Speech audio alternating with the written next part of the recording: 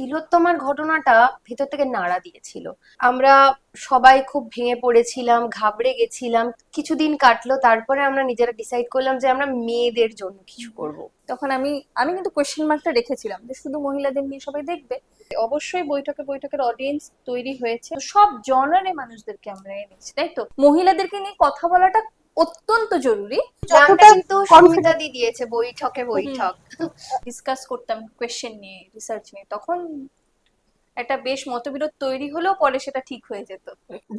বৈঠক সম্পর্কে আরেকটা বিষয় আমার যোগ করার আছে, সেটা হচ্ছে যে হয়তো এগুলো ডকুমেন্টারি নয়, কিন্তু এক ধরনের ডকুমেন্টেশন হিসেবে যাতে চিরকালের জন্য থেকে যায়। যে আমরা যেটা দেখে বড় হয়েছি, নস্টালজিক ফিল, যে কথায় কথায় ঘরে বাইরে দূরদর্শনের যে অনুষ্ঠানগুলো ছোটবেলা থেকে বড় হয়েছি শুনে। আমাদের এই বৈঠক হচ্ছে আসলে পূর্ব নারীদের, আজকের নারীদের সবার কথা বলার জায়গা। তুমি একবার সেটা সম্পর্কে বলো যে মেয়েরা এতটা স্ট্রং কি করে থাকবে। যার কেউ নেই তার ভগবান আছে, এই ভগবান মানে হচ্ছে তো স্ট্রং থাকাটাই। তো নিজের মূল্যটাকে নিজেকে বুঝতে হবে। কর্মক্ষেত্রে আমাকে মানে অজস্র লোকের থেকে অসংখ্য ভাবে হ্যারাসড হতে হয়েছে। দাদুর বয়সী সেই প্রস্তাব দিচ্ছে, অদ্ভুত ভাবে প্রস্তাব দিচ্ছে, তোমাকে ধরলে বা তোমার হাতটা ধরলে আমার গাটা কেমন শিহর, মানে চিনচিন করে ওঠা বটে। এবার মেয়ে মানে একটি মানুষ, রক্ত মাংসে গড়া একটি মানুষ। অভয়া ঘটনার পরে বিশেষ করে আর শুনতে হচ্ছে আমাকে যে নিজের দায়িত্ব নিজের কাছে, সরকার বা রাজ্য তোমার কোনো দায়িত্ব নেবে না, ইনক্লুডিং পুলিশ। কিছু মন্তব্য, যে মন্তব্যগুলো তারা এপিসোড দেখছেন নাকি অ্যাঙ্কারের শরীর দেখছেন, ধর্মের বিদ্বেষ, সমকাম সমপ্রেম এগুলো নিয়ে, এটাও কোনো একটা ধর্মে সেটা নিষিদ্ধ বলে এই ধরনেরও কমেন্ট আসে আমার। অ্যাঙ্কার হিসেবে আপনার অনেক পড়াশোনা দরকার। আপনারা লিখুন, সমালোচনা করুন, গালাগালও দিন, একটু ঠিকঠাক বানানে, একটু ঠিকঠাক ভাষায়। গল্প জুড়ে তার শুরু হলো আবার বৈঠকে বৈঠক।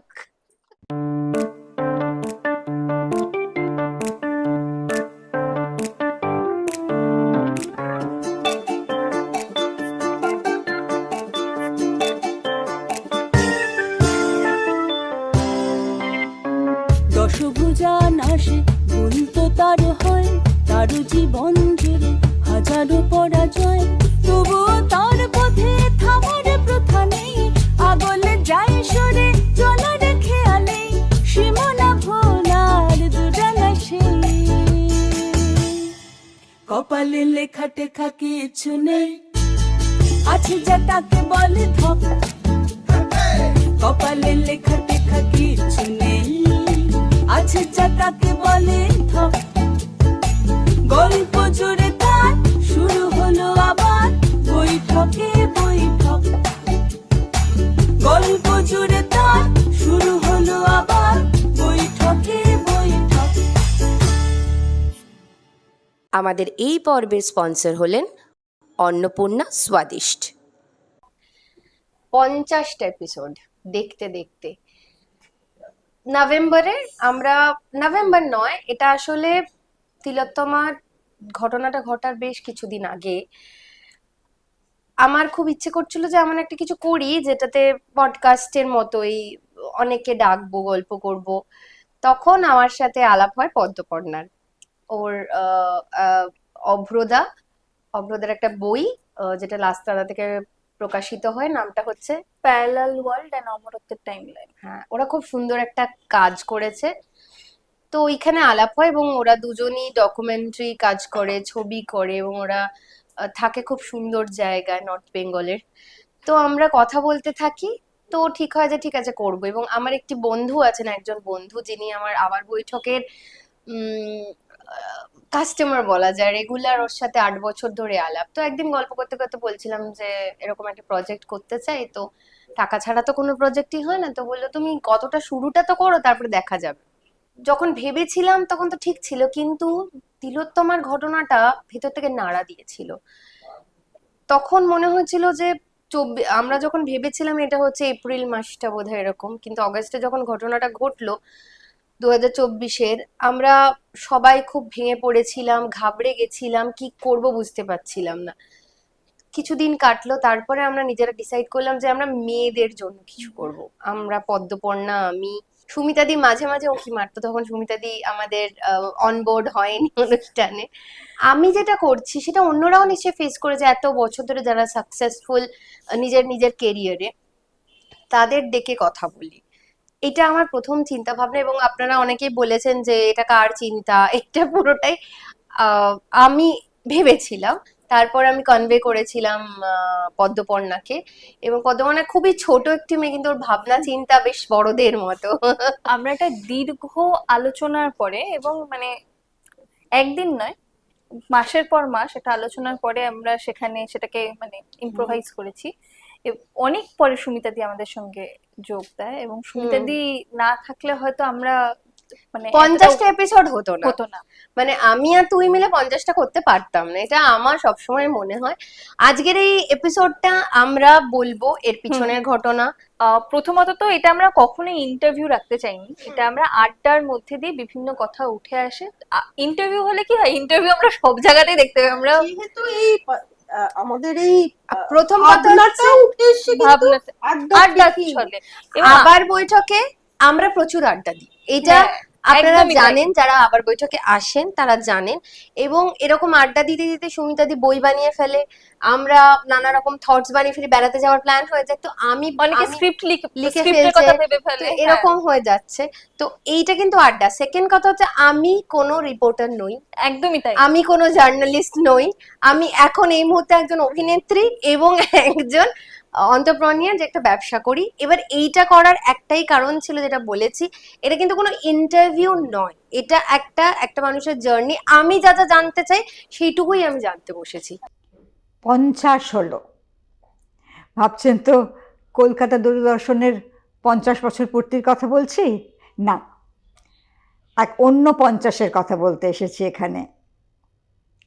আবার বৈঠকের বৈঠক 50 এপিসোড পূর্ণ করলো এক বছরে। জানুয়ারিতে এই পডকাস্ট শুরু হয়েছিল এবং ডিসেম্বর শেষ হতে না হতেই 50টা এপিসোড হয়ে গেছে।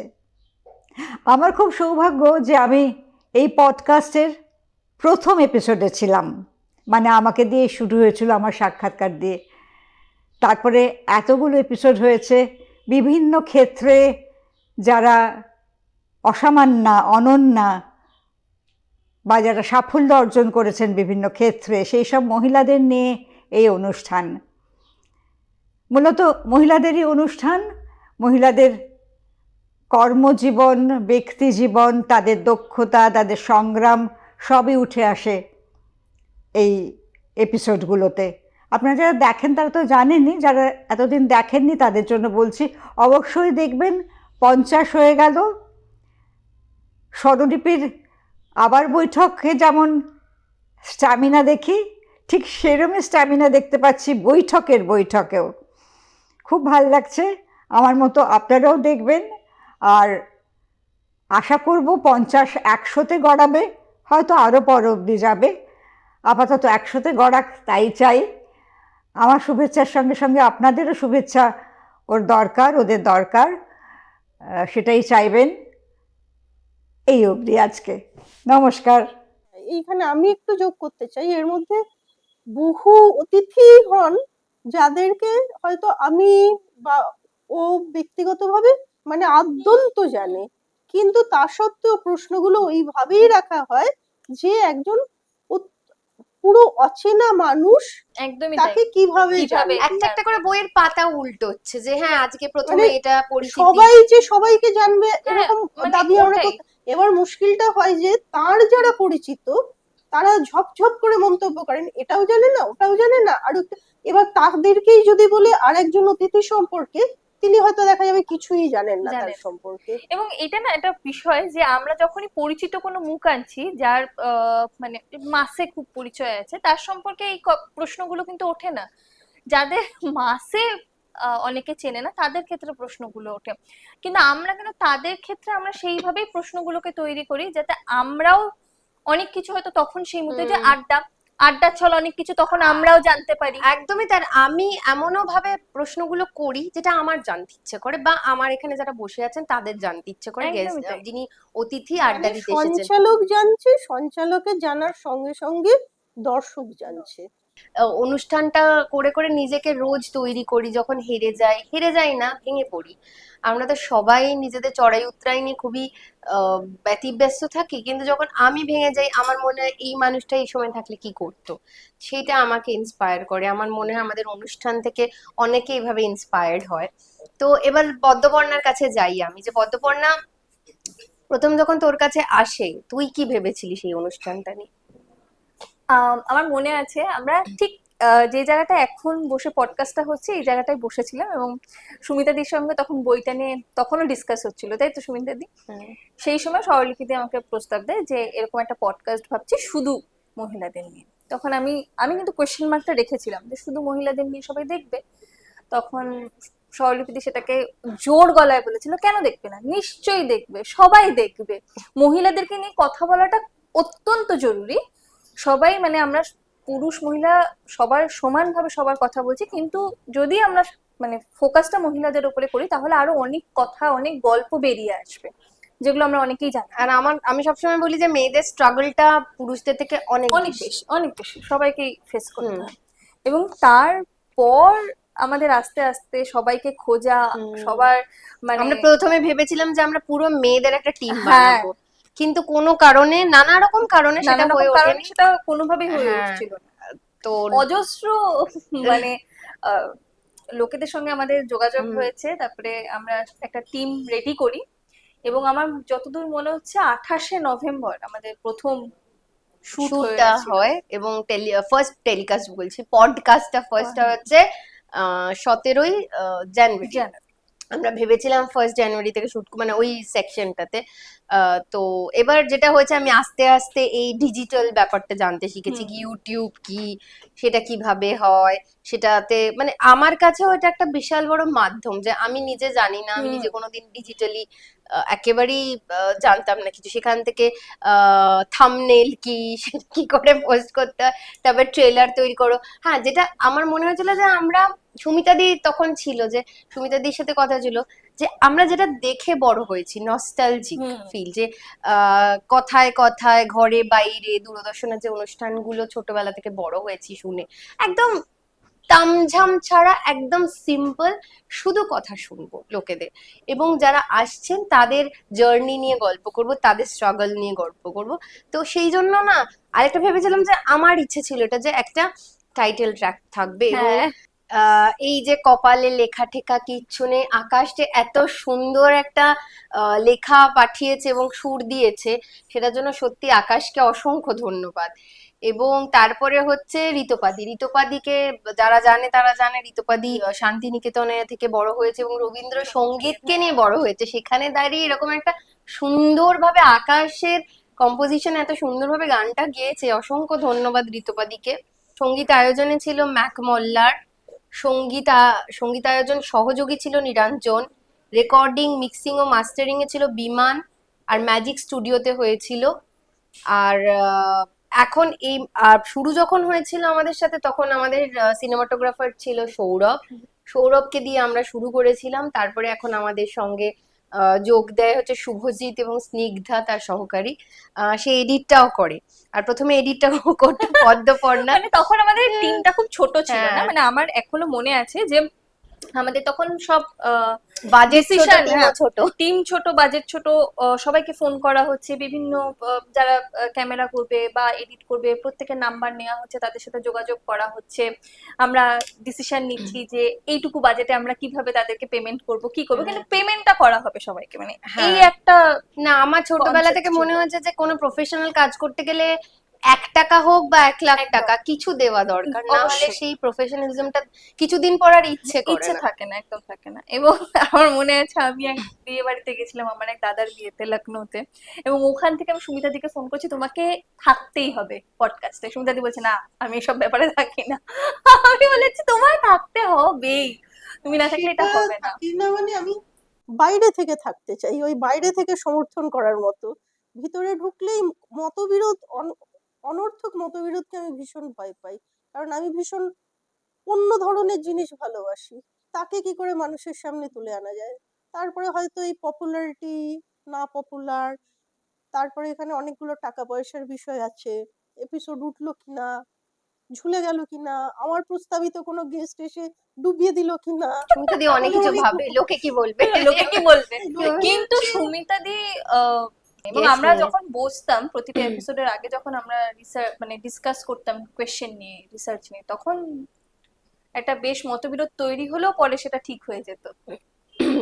এবং একটা নতুন জগতে ঢোকা পডকাস্ট, সেটা তো একটা বড় ভেঞ্চার। সেখানে যে কি টেনশন শুরু হয়েছিল, এই এডিট হলো না, টাইমে গেল না, এই হলো না, ওই হলো না, মানে হ্যাঁ সেটা এখনো আছে। সুমিতা দি অনেকটা হ্যান্ডেল করে নিয়েছে, আমারটা অনেকটা সেই আমি কমেছে। নর্থ বেঙ্গল থেকে আসছি হ্যাঁ। পডকাস্টের জন্য, এরকমও হয়েছে যে আমার সেই সময় কলকাতায় কাজ নেই, নেই। নর্থ বেঙ্গলে আছি, পডকাস্টের জন্য আমি দৌড়াতে দৌড়াতে দৌড়াতে আসছি, আসছি। পডকাস্ট করে আবার নর্থ বেঙ্গল। তবে ওর সাথে যেটা কাজ করে ভালো লেগেছিল, কারণ ও নিজের প্রফেশনে এত বেশি হ্যারাসড হয়েছে, এত বেশি সমস্যা, সেইটা তো আমাদের এখানে যারা যারা আছে, সুমিতা দিয়ে হয়তো সেরকম খুব ফেসই করেনি, কিন্তু আমরা দুজনেই সেই জিনিসটা কর্মক্ষেত্রে, যেটা আমরা সবসময় বলে থাকি, মেয়েদের সবসময় একটা টেনশনে থাকি আমরা, যখন থেকে উঠি, বড় হওয়া, ছোট হওয়া, সবই এখন, মানে ছোট প্রচন্ড। থাকো, সবসময় টেনশনে থাকি। সবসময়। এবং সেই নিজের দায়িত্ব নিজের কাছে, মানে বাবা মা অলওয়েজ বলে, মানে আমাকে অভয়া ঘটনার পরে বিশেষ করে আরো শুনতে হচ্ছে আমাকে যে নিজের দায়িত্ব নিজের কাছে, সরকার বা রাজ্য তোমার কোনো দায়িত্ব নেবে না, ইনক্লুডিং পুলিশ। হুম। এই কথাটা আমাকে আজকে শুনতে হচ্ছে দাঁড়িয়ে, যেখানে আমি এটা ভাবতাম যে আজকে আমার সঙ্গে রাত বিরাতে বা দিনের বেলায় কোনো ইনসিডেন্ট হলে আমি সবার আগে পুলিশের কাছে গিয়ে কমপ্লেন করলে আমি সেটা বিচার পাবো, অন্তত পুলিশ তাকে ধরবে, আর আমি নয়তো খুব পুলিশ এখন আমাকে ভয়ে- বাঁচাবে। বাঁচাবে। এখন আমি ভয়ে আছি হ্যাঁ, যে আদৌ আমরা আমার সবাই। কথাটা শুনবে কিনা। বিচার তো পরে, কথাটা শুনবে কিনা সেটা সবার আগে। আমরা সবাই। এবং ও কর্মক্ষেত্রে নর্থ বেঙ্গলই বোধহয় না, কর্মক্ষেত্রে আমাকে তুই নাম না অদ্ভুতভাবে- নিয়ে বল। না না, আমি নাম নিচ্ছি না, একদমই নিব না। না, নিতেও পারিস, আমার কি যায় আসে না তাতে। না না, নাম নিচ্ছি না, নাম নিয়ে লাভ নেই। তবে কর্মক্ষেত্রে আমাকে মানে অজস্র লোকের থেকে অসংখ্য ভাবে হ্যারাসড হতে হয়েছে। বাজে প্রস্তাব শুনতে হয়েছে। বাজে প্রস্তাব তো শুনতে হয়েছে, কখনো মানে রাতে বাড়ি ফিরিয়ে দেবে সেই অবস্থাতে, মানে বিশ্বাস নিয়ে করতে, যাবে রাতও বাড়িতে। না, সন্ধেবেলায় যখন বাড়ি ফিরছে সেই অবস্থাতে একজন অত্যন্ত বয়স্ক লোক, বাবার বয়সী, আমার বাবার থেকেও বড়, তার দুটো মেয়েরই বিয়ে হয়ে গেছে, মেয়ে বা ছেলে, দাদুর দুজনের বয়সী বিয়ে, দাদুর আর কি। বয়সী, হ্যাঁ। সেই প্রস্তাব দিচ্ছে, অদ্ভুত ভাবে প্রস্তাব কি দিচ্ছে। প্রস্তাব দিয়েছে কি তুই একটু বল। তোমাকে ধরলে বা তোমার হাতটা ধরলে আমার গাটা এখন শিহর, মানে চিনচিন করে ওঠা বটে আবার। তো যাই হোক, এই কমপ্লেনটা আমি আমার না, অফিসে আমাকে করি। অনেকে বলেছে ছেলেরা যে কেন তোমরা এরকম ভাবে ফেমিনিজমকে বেশি ইয়ে করো, কিন্তু আমার ছেলেদের কাছে যারা এটা দেখেন, এবং অনেকে এই মানে মন্তব্যের মতো কমেন্টস এর মধ্যে এসেছে যে আস্তে আস্তে এরা বয়েজ ভার্সেস বা ওমেন ভার্সেস মেন করে দিচ্ছে। কিন্তু আপনারা কতজন ছোটবেলা থেকে পরিবারের সদস্য থেকে শুরু করে কলিগ, এদের দ্বারা মোলেস্টেড হয়েছেন, বা এরকম ঘৃণ্য কথা শুনতে হয়েছে যে গায়ে হাত দিলে ব্লা ব্লা ব্লা, মানে ভাবলেই তো কিরকম একটা আমার বিরক্ত। সাথে মানে মানে আমার সঙ্গে হ্যান্ডশেক করেছে, সেই হ্যান্ডশেকেই তার শিহরণ জেগেছে। গেছে। যাই হোক, এবং এই বিষয়টাতে একদম উল্টো রিয়াকশন হয়, তার ওয়াইফ আবার আমাকে কমপ্লেন করে কেন আমি ওর বাইকে চড়ে এসেছি এবং আমি খারাপ মেয়ে। আমি বলছি অদ্ভুত ব্যাপার, আপনার হাজবেন্ড এইসব কথা বলছে, আপনার হাজবেন্ড আমাকে আনারস কিনে দেওয়ার জন্য রাস্তায় সেই দাঁড়াবেই, আবার আমিই দোষী। এই এক গেল, তারপর আরেকজন তো আমাকে এমন প্রস্তাব দিয়েছে, হে মানে মানে অবস্থাটা মানে এতটাই শোচনীয় যে আমি অফিসে গিয়ে তাকে যদি মানে কিস খেয়ে না দেখাতে পারি, তাহলে আমার চাকরি থাকবে না। বোঝো, এটা করতেই গেছিস তুই অফিসে, হ্যাঁ, মানে আমাকে অনেক তোর ইয়ে স্কিলের কোনো দাম স্কিলের নেই। কোনো দাম নেই। এবং আমি যতদূর জানি যে ওখানে ওই মুহূর্তে দাঁড়িয়ে যতজন ছিল, যতজনই অফিসে কাজ করছিলেন, আমি তার থেকে আমি সবচেয়ে বেশি মানে ওখানে ছোট ছিলাম, যার জন্য হতে পারে যে আমার তখন ভাবনা চিন্তায় বা ছোট বড় হচ্ছি, একটা কাজ করার ইচ্ছে বা শেখার ইচ্ছে প্রচন্ড প্রবণতাটা তখন বেশি ছিল, যার জন্য অলওয়েজ কিভাবে কাজ করব, কিভাবে কাজ শিখবো, কিভাবে জিনিসটাকে অ্যাডপ্ট করব, একটা বিষয় ছিল। ফলে এটা নিয়েও অনেকের সমস্যা ছিল, মানে তারা কিন্তু আমার বাবার বয়সী, হুম। তাদের আমাকে নিয়ে আর এই যে সমস্যা, তোকে তাদের আমি অ্যাডপ্ট কিস করাতে চাই। খেয়ে কাজ করতে হ্যাঁ। বলেছে, সে তোর বাবার বয়সী সেও ছিল। আমার বাবা। মানে কি করে সাহসটা যে পায় এরা, যে এটা তো আমার ঘটনা, মানে আমার হ্যাঁ। তো মনে হয় আমার আশেপাশে আরো অজস্র মেয়েরা আছে আমিও যাদের আছি তার হ্যাঁ, মধ্যে, প্রতি সমানভাবে। মুহূর্তে প্রতিদিন। এবং এই পডকাস্টও এরপর আস্তে আস্তে আমরা আসবো, যেটা সুমিতাদি তুলে ধরেছে, যে এমন এমন কমেন্ট আসছে যেগুলো অদ্ভুত, মানে কিছু যায় আসে না। আর এখন তো ওপেন ফোরাম, যা ইচ্ছে তাই বলা যায়, আগে তো তাও মানে এখন ওপেন লিখে পাঠায় আর কি। তুমি তোমার লাইফে অনেকটা একটা হিউজ স্ট্রাগল করে এখানে এসেছো, তুমি তোমার লাইফে অনেক কিছু দেখেছো। রিসেন্টলিও তুমি কোথাও ঘুরতে গিয়েছিলে এবং সেখানে তোমার গাড়িটাকে আটক করে সেখানে তোমার কাকিমুনি অসুস্থ হয়ে যান, সেই ভিডিওটাও আমরা দেখেছিলাম। এই স্ট্রং থাকাটা কতটা জরুরি সেটা আমার মনে হয় তোমার থেকে শেখা উচিত। তুমি একবার সেটা সম্পর্কে বলো যে মেয়েরা এতটা স্ট্রং কি করে থাকবে মেন্টালি, ফার্স্টে তো মেন্টালি, ফিজিক্যালি পরে আসছে, আগে মেন্টালি কি করে স্ট্রং। একটা আমাদের ছোটবেলায় ইয়ে ছিল না, বলতো লোকে প্রবাদ, যে যার কেউ নেই তার ভগবান আছে। এই ভগবান মানে হচ্ছে তো স্ট্রং থাকাটা, এটা আমি পরে বুঝেছি।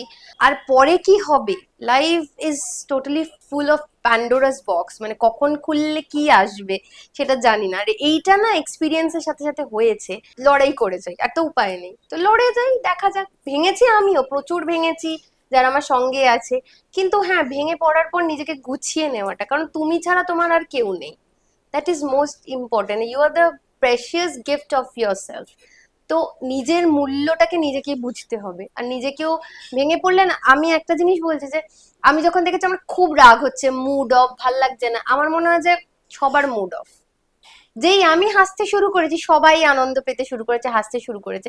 তাই আমার মনে হয়েছে যে আমার হাসি খুশি থাকাটাই বেটার, খুব জরুরি। খুব জরুরি। তাই ওইভাবেই নিজেকে তৈরি করেছি। তৈরি করতে টাইম লেগেছে। এবং আমার মনে হয় আমি যাদের সাথে দেখা করি প্রত্যেক দিন প্রতিনিয়ত, যেমন আমার মনে হয় আমার 2-3টে জায়গায় ল্যাক আছে, যেটা আমি সবসময় বলি, তাদের সুমিতা দিয়েও খুব বকে, এবং আর সবাই বলে আমি ইংরেজি বলতে পারি না। যেহেতু আমি বাংলা মাধ্যমে পড়াশোনা করেছি, বাংলা অনার্স নিয়ে পড়েছি, ইংরেজিটাতে একটু কমে কনফিডেন্সের অভাব। এবং ছোটবেলা থেকে প্রচুর খোঁটা শুনেছি যাদের যাদের সাথে, তোর মতো আমারও আর কি, যে আমারও কাজ শেখার এখনো ইচ্ছে। এই যে পডকাস্ট শিখে নিলাম, আরো নতুন নতুন কিছু করবো ইচ্ছে। তো এই যে আমরা মনে করি আমার এটা কম, বা আমি আঁকতে পারি না, বা আমি রান্না করতে পারি না, কম থাকতেই পারে, তাতে কিছু যায় আসে না। এই যে আমার মধ্যে এই যে বিল্ড আপ করেছে, আমার মনে যারা মনে করেন যে কি করব, আমার মনে বেরিয়ে পড়ে সবার সাথে মিশতে শুরু করবে, এটা হচ্ছে বেস্ট অপশন। কি করব, কেন হবে, কিভাবে হবে না ভেবে জাস্ট বেরিয়ে পড়ো। আরেকটা হচ্ছে, রান্নাটা শুধু মেয়েদের কাজ নয়। একদমই তাই, মেয়েদের কাজ নয়, কোনো কাজই শুধু মেয়েদের নয়, শুধু ছেলেদের নয়। এইটা কিন্তু আমরা প্রত্যেকটা পডকাস্টে দেখেছি। কিন্তু একটা ইচ্ছে নিয়ে নামা হয়েছিল যে আমরা বিভিন্ন ফিল্ডের লোকেদের নিয়ে পডকাস্ট করব, কিন্তু একটু হতাশ হয়েছে যে শান্তি মল্লিক, আমাদের ফুটবলার, তার এপিসোডটা সব থেকে কম দেখা হয়েছে, এবং অন্য এপিসোডগুলো অনেক বেশি গেছে। এটা নিয়ে সুমিতাদি যদি একটু কিছু বলো। যে আমার নিজের যেটা ভাল লাগে সেটা হচ্ছে হয়তো জিনিসটা আছে বা সেই ব্যক্তি আছেন, কিন্তু তার কথা লোকে জানে না, সেই বিষয়টার কথা লোকে জানে না, কিন্তু তার চেয়ে বড় বিশেষজ্ঞ সেই বিষয়ে আর কেউ নেই। আমি যে কটা বইয়ের কাজও করেছি, কেউ তার আগে খুব পরিচিত ব্যক্তি ছিল না। সেইগুলোই আমি, যেমন বিজয়দার কলকাতার চিনেপাড়া, যারা ওয়াকিবহাল মহল তারা বিজয়দার নাম জানে, কিন্তু এমনি লোকে জানতো না।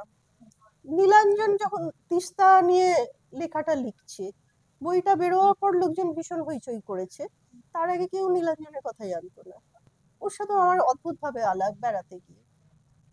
তো আমি এই চ্যালেঞ্জগুলো সবসময় নিই, এবং আমি বলবো সত্যি বলতে কি আমি 90% ক্ষেত্রে সফল। এই প্রত্যেক আমার সেক্ষেত্রে আমি যদি পডকাস্টে ঢুকে পড়ি প্রথম থেকে, আমি প্রথম থেকেই হয়তো ওই রকম চ্যালেঞ্জ নেব যাদের আপাতভাবে লোকে জানে না, অথচ তারা সেই বিষয়ে বিরাট একটা কিছু। কিন্তু সেক্ষেত্রে যেমন এবং আমার মনেও হয়েছিল যে এই পডকাস্টে কিছু দর্শক বা শ্রোতা তৈরি হয়েছে যারা একটু অন্যরকম মনে হচ্ছিল। মানে কিছু এপিসোডে পূর্ণিমাদির ক্ষেত্রে চৈতালিদির ক্ষেত্রে, শাশ্বতীদির ক্ষেত্রে যে ধরনের মন্তব্য বা ইন্টারাকশন দেখতে পেয়েছি। বৈঠকে বৈঠক 50টা পর্ব পার করে দিল, চোখের পলকে পেরিয়ে গেল 50টা পর্ব। এই তো সেদিন শুরু হলো। এমনই আরও অনেক অনেক 50 পার করে বৈঠকে বৈঠক এগিয়ে চলুক, আমাদের সকলেরই সেই শুভকামনা রইল। আর আমি আজকে বিশেষ করে আমার যেদিন ইন্টারভিউ ছিল সেই দিনের অভিজ্ঞতাটাই বলি। লেক মার্কেটের পিছনে পড়াশোনাটি গেলাম, স্বরলিপি আমায় ডেকে পাঠিয়েছিল। আমার মনে হয় সেদিন বোধহয় বৈঠকের 17তম পর্ব শ্যুট হচ্ছিল আমাকে নিয়ে। গিয়ে দেখলাম, মানে যেটা আমার অভিজ্ঞতা হলো, যে মন খুলে আড্ডা হলো, প্রাণ খুলে অনেক হাসি হলো, আর ভরপেট অনেক খাওয়া হলো। এরকম আড্ডা যে আর কখনো আগে দিইনি তা তো নয়, অনেক আড্ডা দিয়েছি, কিন্তু স্বরলিপির সঙ্গে বৈঠকের যে আড্ডা, সেটা যে কিছুটা ব্যতিক্রমী সেটা কিন্তু আমাকে বলতেই হবে। তার একটা কারণ আমি প্রথমে বলি যে স্বরলিপি খুব আহ্লাদি একটা মেয়ে, হ্যাঁ, কিন্তু আহ্লাদি বলে যে সে ন্যাকা তা কিন্তু একেবারেই নয়। আমাদের সাধারণত আহ্লাদি কথাটার সময় একটা ন্যাকা কথাটাও জুড়ে থাকে, কিন্তু বুদ্ধিমতী মেয়ে আর খুব আহ্লাদি মেয়ে। আর তার জানার ইচ্ছে এবং শোনার মন দুটোই প্রবলভাবে যায়। কম কথা বলে, কিন্তু এই যে চকচকে চোখে তাকিয়ে থাকে, কথাগুলো শুনে চকচকে চোখে তাকিয়ে, কম ছোটো ছোটো কথা বলে, কিন্তু চকচকে চোখে তাকিয়ে থাকে। তাতে তার মনের ভেতরে তার অভিব্যক্তির যে আনন্দ, সেটা কিন্তু সেই তার চেহারায় ঝরে ঝরে পড়ে। অহেতুক প্রশ্ন করে না, হ্যাঁ, প্রশ্ন ইন্টেলিজেন্ট প্রশ্ন করে। আর সাক্ষাৎকার গ্রহণে সেলিব্রিটির একেবারে পার্সোনাল স্পেসে আমি কখনো স্বরলিপিকে ঢুকে পড়তে দেখিনি, কখনো ঢুকেনি। সোশ্যাল মিডিয়া ঠিকই, এখন সোশ্যাল মিডিয়াতে অনেক কিছুই হচ্ছে, মানে খোলাখুলি অনেক কিছুই হয়, অনেকে যে যা ইচ্ছে বলেন, লেখেন, এটা হতেই পারে, কিন্তু সোশ্যাল মিডিয়াতেও কিন্তু একটা সোশ্যাল এটিকেট বলে ব্যাপার আছে, সেইটা স্বরলিপি কিন্তু খুব ভালো করে বোঝে, এবং বুদ্ধিমতী মেয়ে তো সেটা খুব মেনে চলে। তার সান্নিধ্যের মধ্যে একটা সারল্য রয়েছে, এবং তাই জন্যে ওর সঙ্গে কথা বলতে খুব আরাম লাগে স্বরলিপির সঙ্গে। আর আমি দেখেছি, বিশেষ করে আমি আমার নিজের কথা বলতে পারি, স্বরলিপি খুব জানতে চেয়েছে, ছোটো ছোটো প্রশ্ন করে জানতে চেয়েছে, কিন্তু আমি এক নাগাড়ে অনেক কথা বলে গেছি, আপনি থেকে না কথাগুলো বেরিয়ে আসে। তার ওইটাই কারণ, যে একটা সারল্য রয়েছে, একটা আনন্দ রয়েছে, আর কথাগুলো তাই জন্য সেলিব্রিটির কাছ থেকে আপনিই বেরিয়ে আসে।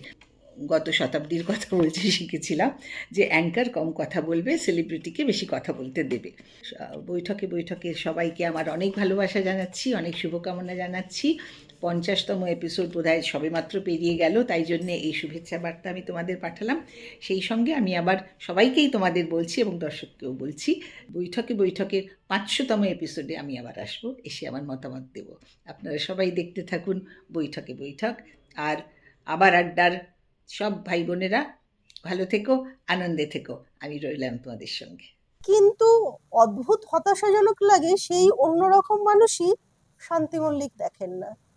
সেই অন্যরকম মানুষের মধ্যে বেশিরভাগই স্বপ্না ত্রিপাঠীর মতো এরকম একটা আশ্চর্য জীবন, মানে রূপকথার জীবন বলা যায়। মানে সুন্দরবন থেকে চলে গেলেন নাটক করতে, এই জিনিসটাই বোম্বে ফিল্ম হলে লোকে হই হই করে বলিউডের ফিল্ম বলে দেখতে যেত। অথচ স্বপ্না ত্রিপাঠীর এরকম একটা বাস্তব জিনিসও কেউ দেখলো না। পাবলিকেশনের পাশাপাশি নন ফিকশন ছবি করার একটা, সঙ্গে থাকার একটা দীর্ঘ একটা আছে, সেই জায়গা থেকে এগুলো আমার মনে হচ্ছে অনেক জরুরি। কিন্তু কিছুতেই সেই জায়গাটা আমরা দর্শক বা শ্রোতার কাছে অ্যাচিভ করতে পারছি না। সেটা কার ব্যর্থতা, আমাদের ব্যর্থতা নাকি আমি বুঝতে পারছি না। যেমন স্বপ্না ত্রিপাঠী, তার চেয়েও আশ্চর্য হচ্ছে পিয়ালি বসা, ওই রকম একটা জীবন, মানে শুনতে শুনতে আমাদেরই গায়ে কাঁটা দিচ্ছিল, অথচ তার ভিউ,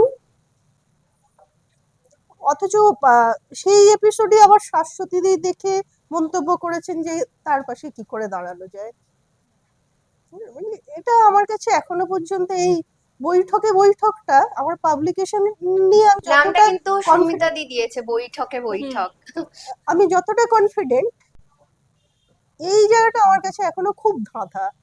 তারপরে ধরা যাক কিছু একটা ঘটনা ঘটলো, কোনো পলিটিক্যাল ইনসিডেন্ট হলো, মানে সেই দিন সেই এপিসোড কেউ দেখলোই না। হ্যাঁ, এটা এটা একটা বিষয় চলতে থাকে যে যে ঘটনাটা হঠাৎ করে উঠে আসে তার এগেনস্টে পডকাস্টের উপর না, তার আমি যেটা বারবার ভাবার চেষ্টা করছি যে আমাদের বোধহয় একটা খুব নিশ অডিয়েন্স তৈরি হচ্ছে, আবার মাঝে মাঝে সেই বিশ্বাসটা ভেঙে যাচ্ছে।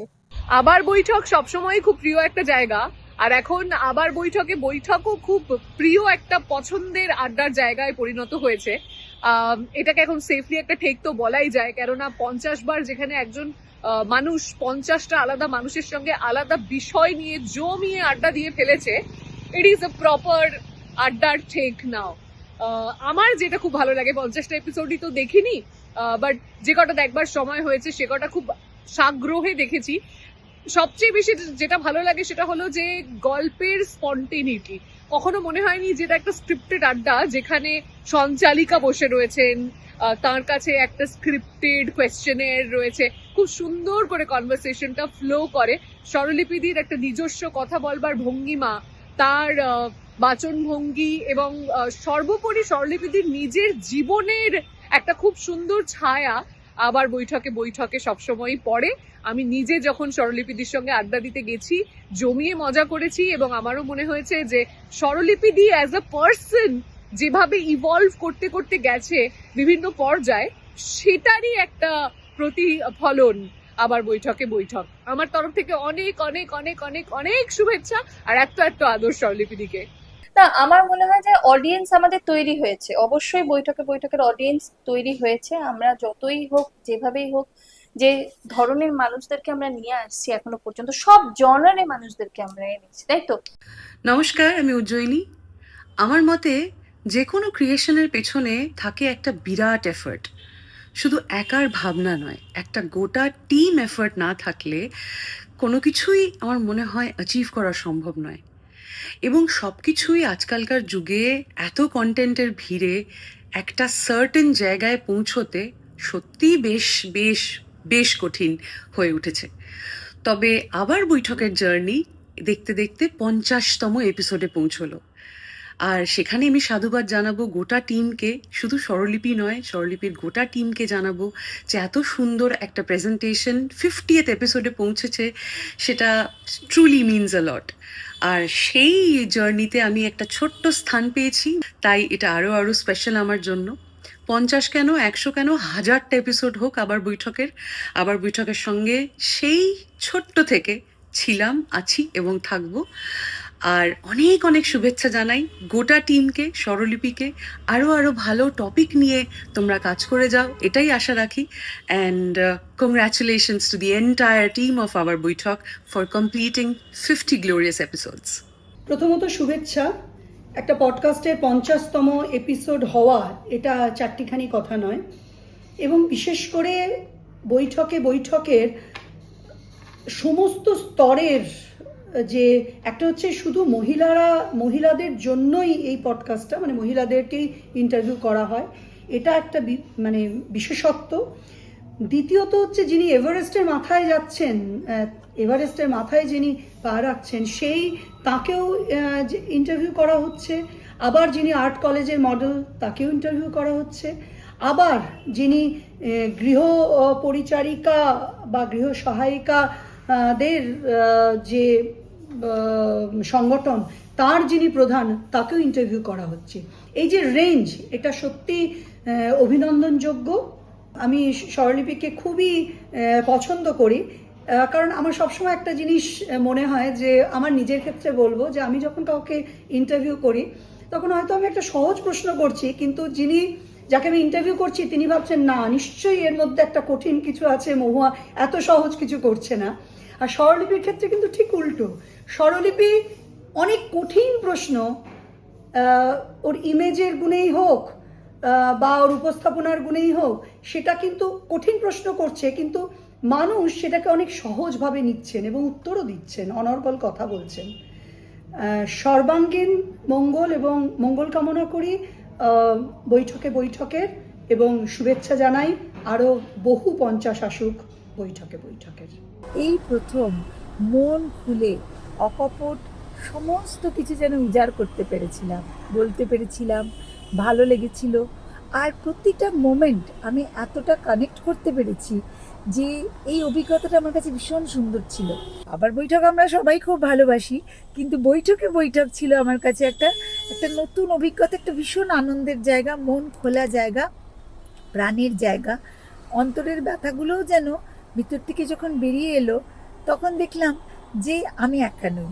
একটা মেয়েদের মনের শক্তি, মেয়েদের মনের একটা বেঁচে আবার নতুন করে নিজেকে এগিয়ে নিয়ে যাওয়ার শক্তি হলো বৈঠকে বৈঠক। নন ফিকশন ছবিতে মেয়েরা এইভাবে কাজ করছে। দেবলীনা, আমরা এখনো রানুকে আনতে পারিনি, কিন্তু দেবলীনা ছাড়া ফারহা এসছে, শ্রীময়ীর এরকম একটা, এগুলো তো আনতে হ্যাঁ, মানে পেরেছে, বা একটি মেয়ে বিহাইন্ড সে- দ্য ক্যামেরা যেসব মেয়েরা কাজ হ্যাঁ, করছে। একদমই তাই। নমস্কার, আমি দেবলীনা। আবার বৈঠকের উদ্যোগে করা বৈঠকে বৈঠকি এই পডকাস্টটি যে 50 এপিসোড পূর্ণ করে ফেলল, তার জন্য আমাদের তেঁতুলতলা থেকে অনেক শুভেচ্ছা। আমরা যাদের কথা সাধারণভাবে জানতে পারি না, অথচ তারা অনেকেই কৃতি মানুষ, এই কৃতি মানুষদের কথা, এই কৃতি মেয়েদের কথা যে বিশদে জানতে পারি, তাদের মধ্যে অনেকেই আছেন তত পরিচিত নয়, কিন্তু তারা অসম্ভব কৃতি। তারা তাদের নিজ নিজ ক্ষেত্রে অনেক দারুণ কাজ করেছেন, অনেক অজানা গল্প জানতে পারি। তা আমাদের উদ্বুদ্ধ করে, আমাদের প্রাণিত করে। এই উদ্যোগ চলতে থাকুক। আবারও শুভেচ্ছা জানাই আমাদের তেঁতুলতলা থেকে। নমস্কার, আমি ফারহা খাতুন। স্বরলিপির সঞ্চালনায় আমরা বিভিন্ন ক্ষেত্রে সফল নারীদের অনুপ্রেরণার গল্প শুনতে পাই, এবং এছাড়াও এই টিমে রয়েছেন পদ্মপর্ণা, শুভজিৎ, স্নিগ্ধা, সুনয়নদা, সুমিতাদি, এরকম আরো অনেক গুণী মানুষেরা। আবার বৈঠকের 50তম পর্বের জন্য অনেক শুভেচ্ছা ও শুভকামনা রইল। এটি সত্যিই একটি বড় মাইলস্টোন, এবং আপনারা এভাবেই আরো অনেক এগিয়ে যান এবং আরো অনেক নারীর গল্প সমাজের সামনে তুলে ধরুন। আরেকটা দুঃখের জায়গা হচ্ছে যে পরিণীতা ছবিটা নিয়ে লোকের এত গিয়ে, কিন্তু হেমা হেমা মুন্সির এপিসোডটা যেরকম স্ক্রিনের সামনে যার থাকলো তাকে নিয়ে সবাই ভীষণ হই হই করছে, ভীষণ অথচ বিহাইন্ড দ্য ক্যামেরার এটা লোকে জানতে চাইছে না। মানে হেমাদি ওনার পডকাস্টে বলেইছিলেন যে মানে বিদ্যা বালানের লুকটা হেমাদি তৈরি না করলে ওনার পরিণত করা হতোই না বিদ্যা বালানের। নমস্কার, আমি হেমা মুন্সি। আবার বৈঠককে অনেক শুভেচ্ছা। 50তম পর্ব সম্পূর্ণ হয়েছে এবং এই 50তম পর্বের মাঝে আমিও একটি পর্বে ছিলাম। আমি চাই এই আবার বৈঠকে যে সাক্ষাৎকারের যে আসরটি বসে, যে যেন অনেক অনেক আরও দেখতে পাই, আমরা অনেক মানুষের কথা শুনতে চাই। অনেক শুভেচ্ছা, অনেক ধন্যবাদ স্বরলিপি এবং তার আবার বৈঠককে। ফিল্ম তো একটা কম্পোজিট মাধ্যম, এবং সেটা তো কারোর একার নয়। মানে সেক্ষেত্রে আমি যখন বইটা বেরোচ্ছে সত্যজিৎ রায় ইউনিট সত্যজিৎ, শুধু এই বিষয়ের জন্য লোকে যখন মানে বিরাট দাম হওয়া সত্ত্বেও হু হু করে কিনছে, একটা পাঠক তো একটা খুব ছোট গোষ্ঠী, এটা তো মুঠোয় ফোনে চাইলেই তুমি খুলে দেখতে পারো। সেইখানে এরকম যখন বিহাইন্ড দ্য ক্যামেরা এই মানুষগুলোর কথা বলা হচ্ছে, সেখানে এত দর্শক বা শ্রোতা এত কমে যাচ্ছে কেন? এইটা আমার কাছে একটা ধাঁধা। নিশ অডিয়েন্স বা আমরা যেটাকে বলি যে পপুলার থেকে বেরিয়ে যাওয়া বা পপুলার থেকে আরেকটু বুদ্ধিজীবী বা বুদ্ধিদীপ্ত মানুষেরা যে জিনিসটাকে দেখছে, তাহলে এটা কোনো জায়গায় আমরা কি যারা পপুলার দেখছে তাদেরকে আমরা ছোট করছি না, বা আমরা এই সেগ্রিগেশনটা করার জায়গায় কেন থাকছি? না, ওরকম কোনো বিষয় আছে বলে আমার মনে হয় না। চার্লি চ্যাপলিনের ছবি, সে তো যে লোকটা গোদার দেখে সেও দেখে, ইয়াঞ্চো দেখে সেও দেখে, আবার একটা অত্যন্ত আজকে ছবি দেখতে শুরু করেছে সেই লোকটাও দেখে অভিভূত হচ্ছে। কিছু কিছু জিনিসের অ্যাপেল ওই রকমই থাকে। আমরা চেষ্টা করেছি কোনো বিতর্কিত বিষয়, বিতর্কিত কথা তুলে 10টা পরকীয়া, 5টা যেগুলো এইগুলো অ্যাকচুয়ালি থেকে কন্ট্রোভার্সিতে আমরা কখনোই মানে যেতে চাই এইটা না। তো এগুলো কন্ট্রোভার্সির হচ্ছে জায়গায় পপুলারিটির নয়। সবচেয়ে সহজ উপায়, এবং দেখেওছি বিভিন্ন ক্ষেত্রে ওইভাবে হয়। তার বাইরে বেরিয়ে কিছু কথা, এমনকি এমনও হয়েছে, একটা এপিসোড হয়েছে মৌদি, যেখানে শুধু বেদ নিয়ে প্রায় তাত্ত্বিক আলোচনা করেছি। মানে সেইটা আমরা চেষ্টা করেছি। ঝুমাদি সাইকোলজি নিয়ে, এবং ঝুমাদি তার মায়ের কথা বলেছে। মানে আমার মনে হয়েছে এই বিষয়গুলো তো ছিল, এই চর্চাগুলো তো ছিল, আমরা যখন দূরদর্শন দেখতাম, আমরা যখন আকাশবাণী শুনতাম, এগুলো তো ছিলই। রত্নাবলীর শোটা যেটা ক্রমশ যেন জিনিসটা খুব দ্রুত মিডিয়ায় জিনিসটাকে, বিভিন্ন মিডিয়া বলতে আমি কোনো একটা ইলেকট্রনিক মিডিয়া বিশেষ কিছু বলছি না, আমি বলছি সমস্ত মিডিয়া কর্পোরেট সবাই মিলে কিছু জিনিস মানুষকে জোর করছে। নমস্কার, আমি শ্রাবণী সেন। বৈঠকে বৈঠক পডকাস্টের 50তম পর্ব হতে চলেছে। শুভেচ্ছা। নমস্কার, আবার বৈঠক 50তম পর্বে পা দিতে চলেছে। আমার খুব ভালো লাগছে। আমি 47তম পর্বে ছিলাম। খুব খোলামেলা ইন্টারভিউ হয়। আমাকে স্বরলিপি একটু বিপদেও ফেলেছিল কয়েকটা প্রশ্নে, কিন্তু আমি উতরে গেছি এবং আশা করব আবার 100তম এপিসোডেও আমি এইরকম একটা শুভেচ্ছা বার্তা পাঠাতে চাই আবার বৈঠকে।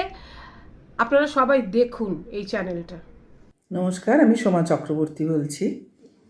আবার বৈঠক, এই নামটি আমার মনে হয় পশ্চিমবঙ্গ তথা কলকাতার প্রত্যেকে যারা খুব চা কফি খেতে ভালোবাসেন তাদের কাছে অত্যন্ত পরিচিত একটি নাম। এবং আবার বৈঠক কিন্তু আজকের এই যে অলিগলিতে অজস্র ক্যাফে হয়েছে, তার অনেক আগে লম্বা দৌড়ের, ক্যাফের দৌড়ের অনেক আগে দাঁড়িয়ে রয়েছে। তখন থেকে আবার বৈঠক। এবং যে ছোট্ট মেয়েটি শুরু করেছিল, স্বরলিপি, অভিনেত্রী, আমাদের কলিগ, সে একটি পডকাস্ট শুরু করেছিল আবার বৈঠকে।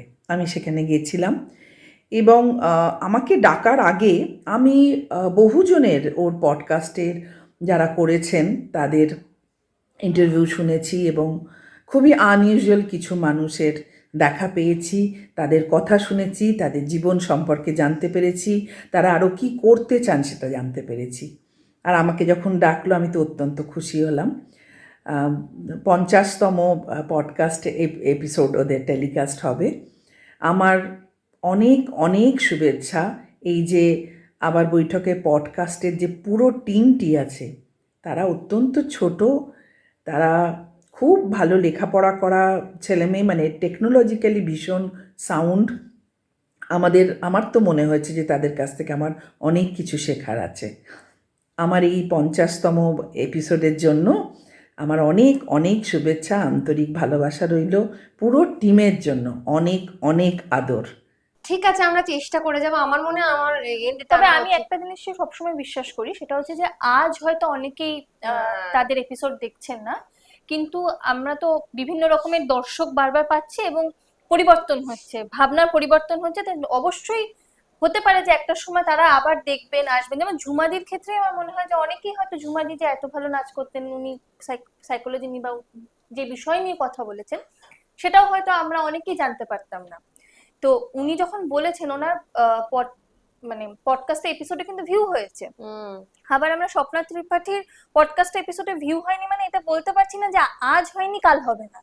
এবং কাল অবশ্যই আমার ভেঙে পড়া ছিল হচ্ছে ঝুলন গোস্বামী, যে অত ভালো একটা এপিসোড, মানে আমার মনে হয়েছে যে আমাকে এত উনি ইন্সপায়ার করে গেছেন।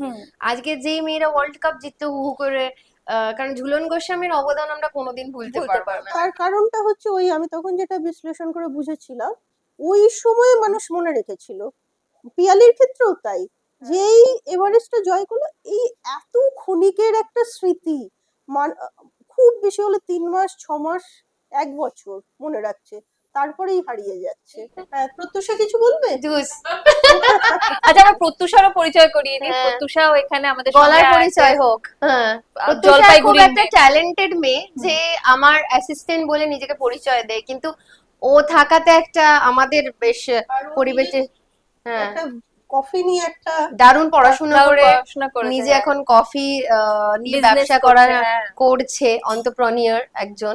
কিন্তু আর প্রত্যুষার মজা হচ্ছে যে প্রত্যুষা সবসময় দাঁত বার করে থাকে, হ্যাঁ। হাসি মুখে যা বলবে ওকে আরে এত ভাবছো কেন, ছেড়ে দাও। ভীষণ ভালো শাড়ি পরাতে পারে, ভীষণ ভালো লোকের সাথে বকবক করতে পারে। ওকে গেস্টদের সাথে জাস্ট আমি যদি একটু লেট হচ্ছে হ্যান্ডেল করতে ছেড়ে দিই, পুটুলি আর প্রত্যুষা দুজন দারুণ এইসব ব্যাপারে। আর তারপরে প্রত্যুষা আমাদের ভালো এন্টারটেইন করে, মানে আমরা কখনো বোর ফিল করলে প্রত্যুষা হ্যাঁ। আমাদের সামনে সুন্দরভাবে entertain করে। আচ্ছা বলো। জুস খাওয়ার কথাটাই বললাম, হ্যাঁ। জুস খেতে আমরা ভালো পারি। হ্যাঁ, এই কমেন্টটা একটু পড়া উচিত আমাদের, যেটা বেশ মজা লেগেছিল।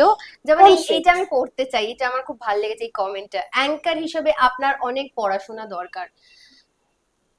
উনি গুরুত্বপূর্ণ বিষয়ে কথা বলছেন আর আপনি হুশ হুশ করে জুস খাচ্ছেন। দেখুন একবারও উনি আপনার চোখের দিকে তাকাননি। এটা আমাদের আবার বৈঠকে খাওয়ার বিষয়টা আমার মনে হয় আমাদের ক্লিয়ার করা উচিত। এটা নিয়ে অনেকে অনেক কথা বলেছে। কেউ বলছেন যে কথা বলতে বলতে খাচ্ছে, কেউ বলছে যে একদমই খাচ্ছেন না, কেউ বলছে ওই যে হুসুস করে জুস খাচ্ছে। এবং আরেকটা মানে আমি হুসুস করে কি করে এরকম গুরুত্বপূর্ণ, এটা মীরাতুন্দির এপিসোডে হয়েছে। হ্যাঁ, হুসুস করে জুস খাওয়ার মানে এরকম অনেক কারণ হতে পারে যে আমার কাশি পাচ্ছে, ওটা তখন ইম্পর্টেন্ট কথা, কাশিটাকে আটকাতে হবে নাহলে ওনার ফ্লো চলে যাবে। এরকম অনেক টেকনিক্যাল দিক থেকে আমার গলা শুকিয়ে গেছে, আমার খেতে ইচ্ছে করছে। আমার কফি শপে চা থাকবে কারণ আমরা আড্ডা দিচ্ছি, আর সেকেন্ড কথা হচ্ছে খাবার থাকবে, তার যদি ইচ্ছে করে খাবে না ইচ্ছে করে খাবে না। কিন্তু যেহেতু একটা খাবারের জায়গা এবং আমরা চাই, অবভিয়াসলি এটা একটা অ্যাডভার্টাইজমেন্টেরও মতো, যে আমি চাই যে আমার কি কি খাবার আছে দেখুক লোকজন, তাই জন্য আমরা লঞ্চ হচ্ছে, তো এই জন্য খাবারটা দেওয়া হয় এবং অতিথিদের পছন্দের খাবারই দেওয়া হয়। এবং আপনারা বলেন না পরে খাবে, হ্যাঁ অবশ্যই তাকে আবার ভালো করে বানিয়ে দেওয়া, ওটা একটা যেরকম ডিসপ্লে করা থাকে ওটাকে ডিসপ্লে হিসেবেই সেটাকে ইউজ এবং আমরা এটাও বলতে চাই, অনেকেই তো খেতে খেতে খেতে অনেকে কথা বলে, বলি না তো কি স্বচ্ছন্দে খেতে খেতে। হ্যাঁ, ঝিলাম দিও তখন খেয়েছিলেন। এবং আরেকটা বিষয় এখানে খুব জরুরি, সেটা হচ্ছে যারা খান না তাদেরকে আমরা কিন্তু অফারটা দিই, আপনাকে কি আমরা খাবারটা প্যাক করে দেবো, এবং তাদেরকে কিন্তু তখন আমরা যেন কখনো হলে আমরা ফ্রেশ বানিয়ে দিই, অথবা সেই খাবারটা আমরা গরম করে তাকে প্যাক করে দিই। সো এখানে একদমই বিষয়টা এরকম নেই যে আবার বৈঠকে এসে না খেয়ে চলে যাচ্ছে, আবার বৈঠকে এসে সবাই খেয়েই যায়। এবং আমরা ওখানে জিঞ্জার হানি টি নিয়ে বসেছিলাম। আপনি বলবেন যে ব্যবসায়ী, হ্যাঁ আমি ব্যবসায়ী, আমি চাই যে আমার দোকানে কি কি খাবার পাওয়া যায়, আপনারা সেটা দেখে হুড়হুড় করে খেতে চলে আসুন প্লিজ। হ্যাঁ, কেন হবে না, আমার বৈঠকে কেন আসবো না। আমাদের দেশে বাঙালি সমাজে মেয়েরা সম্পূর্ণত পুরুষ নির্ভর প্রাণী হিসেবে জীবন টেনে নিয়ে গেছে বহুকাল ধরে। আবার বৈঠক সেই ধারার বিশ্বাসযোগ্যতায় বদল ঘটাতে চায় এবং তারা তার জন্য না দেখা সেই সব মেয়েদের দৃষ্টান্ত হিসেবে তুলে ধরছে যারা এই ধারার সম্পূর্ণ বদল ঘটিয়েছে। আমি দেখতে দেখতে অভিভূত তাদের অনুষ্ঠান, আমি অভিনন্দন জানাই আবার বৈঠককে। এবার যাই হচ্ছে একটু গভীর আলোচনা, যে মন্তব্য। সুমিতা দি একটা পয়েন্ট ধরেছিলেন যে অ্যাঙ্কারকে নিয়ে মাঝে মাঝে আমার যেটা দেখছিলাম এই বিভিন্ন মন্তব্য দেখতে দেখতে যেটা বুঝলাম, কেন এই মেয়েদের নিয়ে আসলে আরো 50 আরো অনেক মানুষ করলেও কোনোদিন কবে আমরা বদলাবো আমি জানি না। কিছু মন্তব্য, যে মন্তব্যগুলো তারা এপিসোড দেখছেন নাকি অ্যাঙ্কারের শরীর দেখছেন এবং সেগুলো অকপটে ভাবছেন বোধহয় খুব প্রশংসা করছি, সেইভাবে বলে যাচ্ছেন। মানে অদ্ভুত লাগছে। মানে আমাদের প্রশ্ন হচ্ছে পুরুষ অ্যাঙ্কার যদি বসতো তখন তাকে আমরা কি বলতাম, কি ঝকঝকে চোখ, কি ভালো গোপ, না গোপ বলতেন না, হয়তো কি প্রথমেই হতো বুদ্ধিদীপ্ত, ঝকঝকে ঝকঝকে কি হুম। সুন্দর ফ্লুয়েন্টলি প্রশ্ন করছে, কি ভালো লাগছে শুনতে। স্মার্টনেস কেউ বলতো না ইউ আর সো হট, বা বলতো না আপনার কাঁধটা কি সুন্দর, বা হাতটা স্লিভলেস হাতটা কি ভালো লাগছে, একদম মানে বা এই সিক্স প্যাক নিয়েও বলতো না, কি বলতো আমি জানি না, প্রথমেই বলতো বুদ্ধি মাথার দিকটা নজর দিত, যেহেতু মহিলা অ্যাক্টর প্রশ্ন করাটা মানে শরীরের প্রশ্ন কমেন্ট করাটা এবং এই অদ্ভুত অদ্ভুত সব প্রশ্ন করাটা খুব যেটা আমরা মনে করি, যে কারণে আমাদের এই প্রতিবাদ, এবং মনে হয় যে আপনার ইচ্ছে নানা রকম হতে পারে, আমাদেরও হয়। আমাদের যেমন ছোটবেলা থেকে শেখানো হয় যে কন্ট্রোল, তুমি মেয়ে, তুমি মেয়ে, তো আপনারা পুরুষ, আমাদের মেয়েদেরকে এভাবে কথা বলা যায় না, প্লিজ বলবেন না। তার চেয়েও মারাত্মক একটা জিনিস হচ্ছে আমাদের বিদ্বেষ, হ্যাঁ, ধর্মের বিদ্বেষ, সমকাম, সমপ্রেম, আমার কাছে এগুলো মনে নিয়ে হয় এটাও স্ক্রিনশটটাও আছে, আমি কোনো সেই একটা স্ক্রিনশটটা ধর্মে সেটা নিষিদ্ধ দেখাতে বলে পারি, হোপফুলি নামটা ব্লার করে দেওয়া যাবে। হুম। এই ধরনেরও কমেন্ট আসে আমাদের মানে আমরা LGBTQ আর যে মালবিকা দি আর আকাঙ্ক্ষা দিকে নিয়ে যে এপিসোডটা করেছিলাম, তাতে এরকম কমেন্ট, এরকম অনেক এসেছে। রকমের কমেন্ট আপনাদের বিদ্বেষ নিশ্চয়ই আছে, আমি জানি, কিন্তু এরাও মানুষ, এরাও আমাদের এখানে থাকেন, এবং আমরা সবার আমরা মনে করি যে এটা খুব স্বাভাবিক একটা জীবন।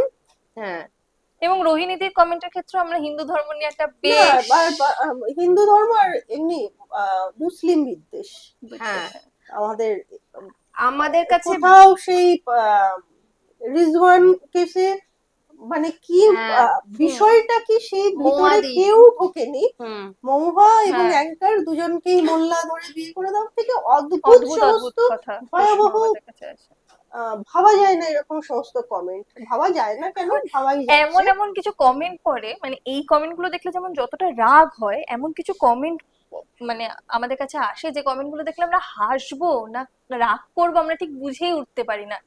ওই মুহূর্তে আমাদের কাছে এমন অদ্ভুত অদ্ভুত কিছু কমেন্ট আসে।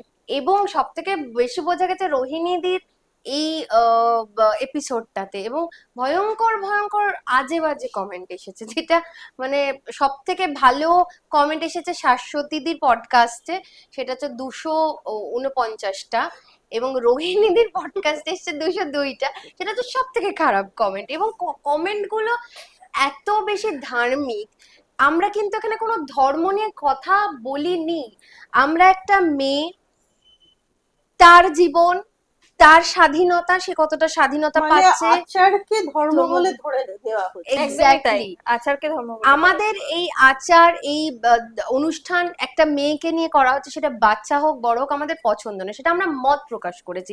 তার জন্য আপনারা এমন এমন কমেন্ট করেছেন যেগুলো মানে পড়লে নিজেদেরই মানে গাড়িরই করে, যেটা আমার এটা কিন্তু গায়ে লাগানোর মতো নিজেদের অবস্থানকে অনেকটা নামিয়ে দিয়েছে। নমস্কার, আমি রোহিণী। স্বরলিপি ওদের আবার বৈঠক ক্যাফেতে যে পডকাস্টটা করে, সেখানে আমাকেও একবার অতিথি হিসেবে ডেকেছিল, এবং আমি বোধহয় ওদের পডকাস্টগুলির মধ্যে সবথেকে বেশি কটু মন্তব্য পাওয়া অতিথি।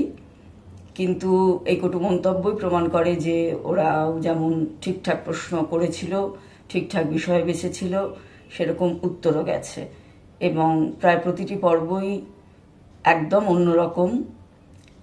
তাই ওদের 50তম যে পর্ব হতে চলেছে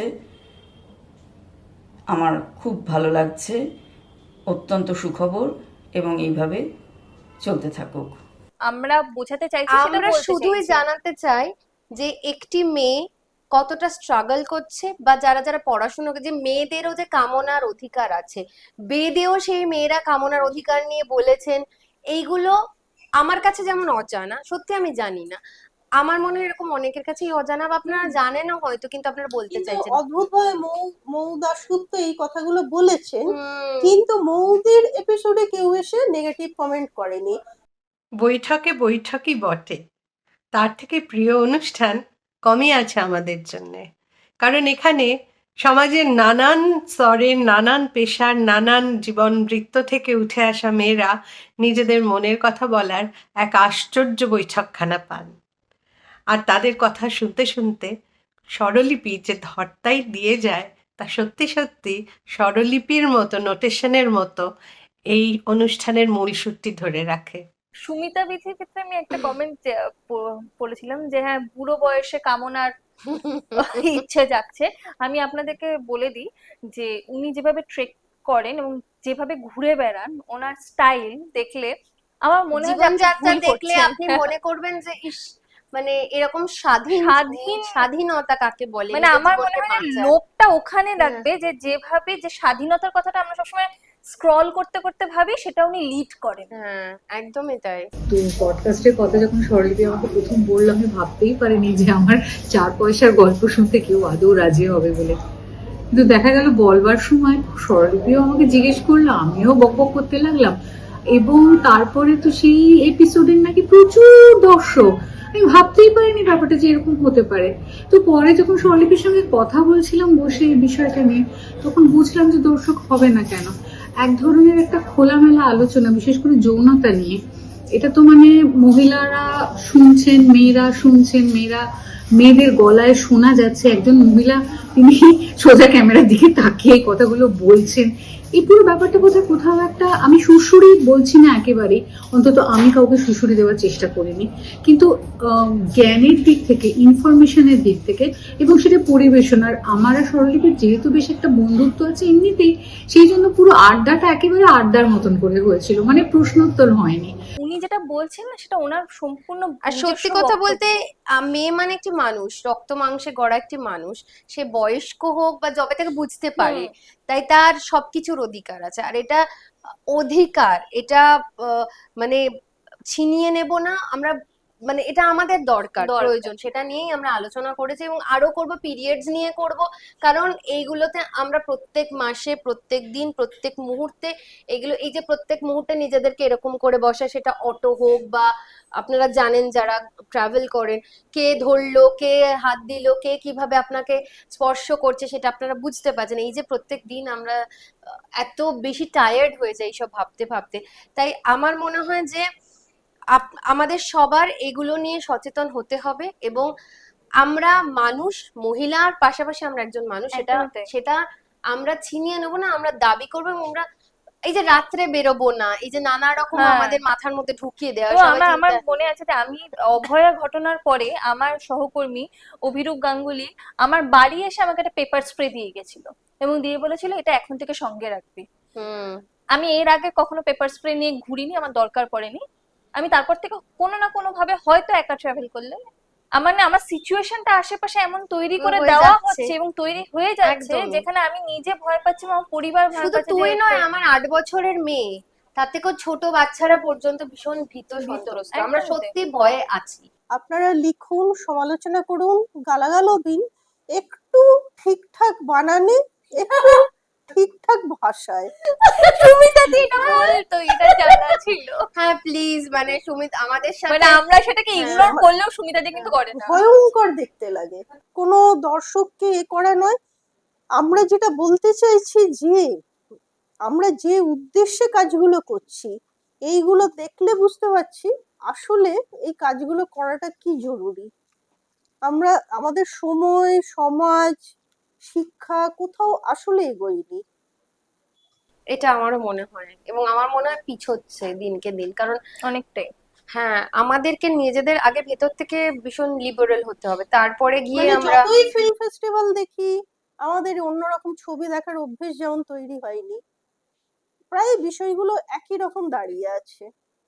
কিছু কিছু ক্ষেত্রে তো বাড়ির পরিবেশ বা অনেক কিছু, হ্যাঁ বাড়ির পরিবেশ এটা ঠিক, এটা কিন্তু দিয়েছে। বাড়ির পরিবেশ অনেকটা ছেড়েছে। যেমন আমার বাড়ির পরিবেশ, আমি এটা বলতে পারি যে আমার বাড়িতে ছেড়েছে। আমার বাড়িতে জয়েন্ট ফ্যামিলিতে আমি থাকি, অনেকেরই মনে হতে পারে যে আমি হয়তো এখানে যাচ্ছি, আজ ওখানে যাচ্ছি। এটা কি আসল কারণ নয় যে মেয়েরা বিভিন্ন ক্ষেত্রে সাকসেসফুল বোর্ডে, তার মানে আমাদের এই যে অবদানটা, সেটা কিন্তু আজকে আমাকে কাজ করে দেখাতে পূর্ব নারীদের অনেক বেশি অবদান এখানে। হ্যাঁ আমাকে কাজ করে দেখাতে হয়েছে বলেই ছেড়েছে। কি বলেছো? আমরা যেটা বলছি, আমরা সবসময় পূর্বপুরুষের কথা বলি, পূর্ব নারীদের কথা বলি না। আমাদের এই বৈঠক হচ্ছে আসলে পূর্ব নারীদের, আজকের নারীদের সবার কথা বলার জায়গা। নমস্কার, আবার বৈঠক 50 পর্বে। আমি উপালি চট্টোপাধ্যায়। আমিও এসেছি আবার বৈঠকে স্বরলিপির সঙ্গে একদম খোলামেলা জমজমাট আড্ডায়। ও নিজেও এই একটা ওয়ার্কিং মেয়েদের প্রতিনিধি হিসাবে কাজ করে এবং আমরা সবাই বিভিন্ন ফিল্ডের সব মেয়েরা, মহিলারা, নারীরা, তারা আমাদের ফিল্ডের কথা মানুষের কাছে পৌঁছে দিচ্ছি এই আবার বৈঠকের পডকাস্টের মাধ্যমে। সঙ্গে থাকুন। আমি বোধহয় 19 পর্বে গিয়েছিলাম। ওমা, এত তাড়াতাড়ি সময় কেটে গেল।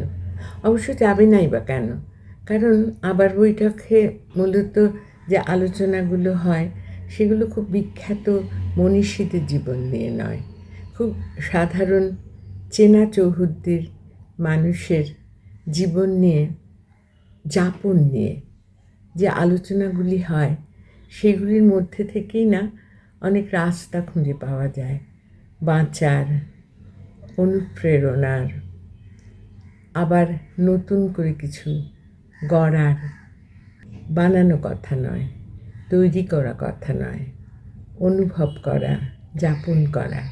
সত্যি কথা বেশ লাগে। শুধু নঙর্থক কিছু নয়, সদর্থক কথাও হয়। আর না থেকেই তো হ্যাঁগুলো ফুটে ওঠে, তাই না? আমার আন্তরিক শুভকামনা রইল এই আবার বৈঠকের জন্য। Hi Swaralipi, thank you for inviting me. বৈঠকে বৈঠক এই প্রোগ্রামটি যখন শুরু হয়েছিল তখন 5th এপিসোডে আমার তোমার সঙ্গে আড্ডা দেওয়ার সুযোগ হয়েছিল। And let me compliment you.